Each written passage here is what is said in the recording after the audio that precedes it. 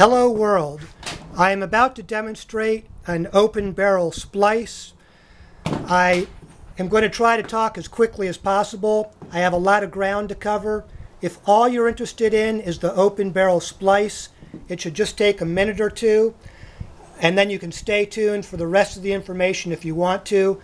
Also, if you're watching on YouTube, there should be a link underneath this video which will take you to more information. By now, most of us working on old motorcycles are familiar with these open barrel splices. This is a blown up picture of the most familiar, most common ones. These are the bullet connectors, male, female, spade connectors, male, female. These spade connectors come in all different widths. You can get ring connectors, all kinds of connectors. When you get them, make sure you get the companion sleeve that goes with it. When you use this type of connector, you need a special crimp tool like this, and you end up with a factory style connection.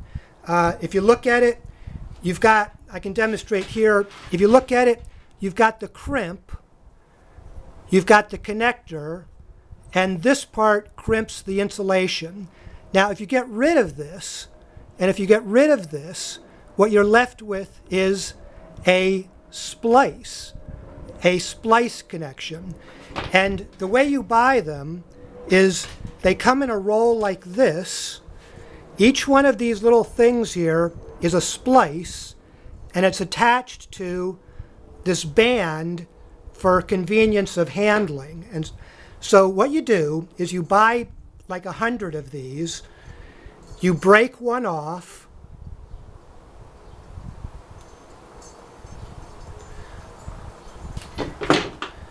you cut one off.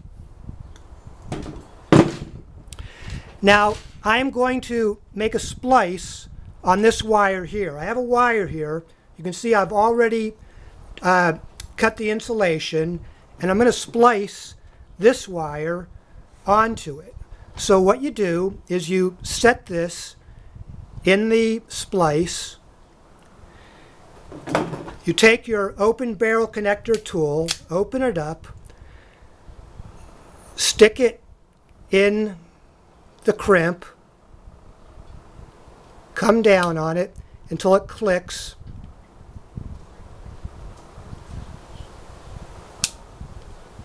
Now my hand is free. I can take my other wire, stick it in here, ratchet down, and I have just made a splice connection. I'm going to break this off.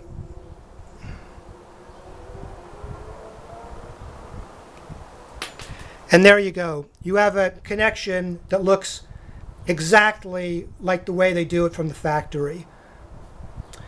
Okay, now I want to back up a little bit and just want to show you a couple of other things. As I say, first off, this is exactly how they do these splices in the factory. This is from a Yamaha XS650 wiring harness. And if you take this tape off, you're going to find something very similar to what I just demonstrated for you. This one was crimped and then taped over. Here's another one on the same little bit of wiring harness I've got, and this one was heat shrunk.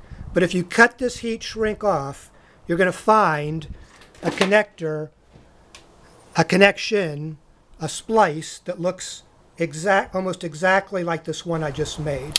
There are a couple of reasons why I believe this is the best splice that you can possibly do. One is that it's incredibly easy, it's incredibly fast, it makes an incredibly small profile splice. Now, a couple months ago, somebody on the XS forum posted a link to these type of splices.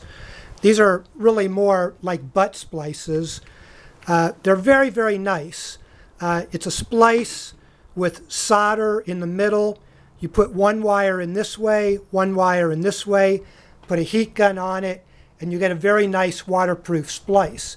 the thing about this is, if you've got something like this in situ with a connector on each end, you'll never be able to get this on. You can't do a pass-through with this. So that's one of the reasons I like this. I mean. And then also, you don't need a heat gun. All you need is your little crimp tool. Now, if you want to buy some of these, it's very simple. You can go on eBay, and if you just use this search term, open barrel splice, you're going to find what I use, which is this. You can also use this search term on Google, and you'll also find these. Now, you're also going to find these without the little metal holder part. I suggest you don't buy those. You can buy just the little crimp, but I believe those are for machine applications. I believe a machine is sorting them and positioning them and crimping them in a mass production situation. But if you're going to be using your little home crimper like this, this is what you want. And again, you can break this off, and then you've got a nice handle to hold on to get into your crimper. So this is how you find it. This is what you're looking for. Another thing I want to mention is this crimper that I use. If you go on eBay and search for SN-48B, just like I've got it written, and you buy the cheapest one with blue handles, it's going to set you back about $12. I've had this one for about 8 years. It cost me $12, still going strong. I just don't see how you can possibly beat that. If you'd like, you can spend $300 for one of these.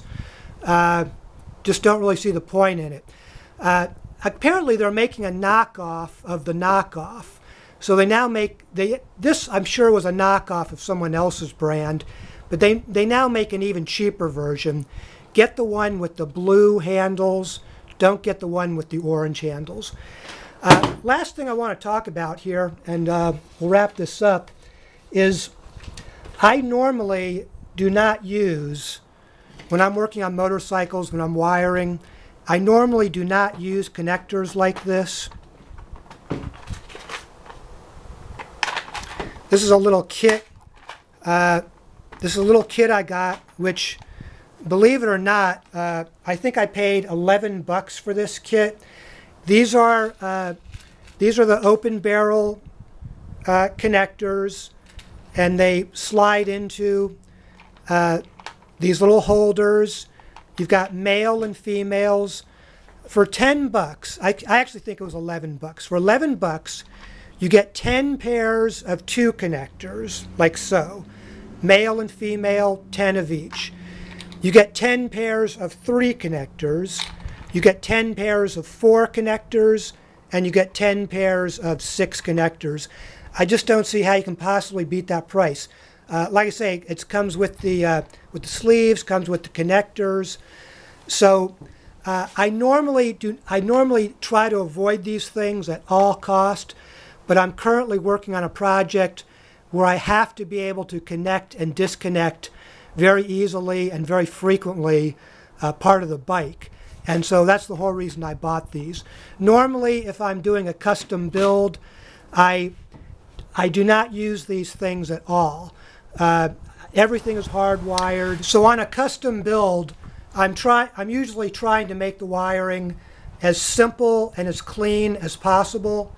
So if I have something like this TCI unit, I will actually cut this connector off, and using my little splices, I will splice each individual wire back on together.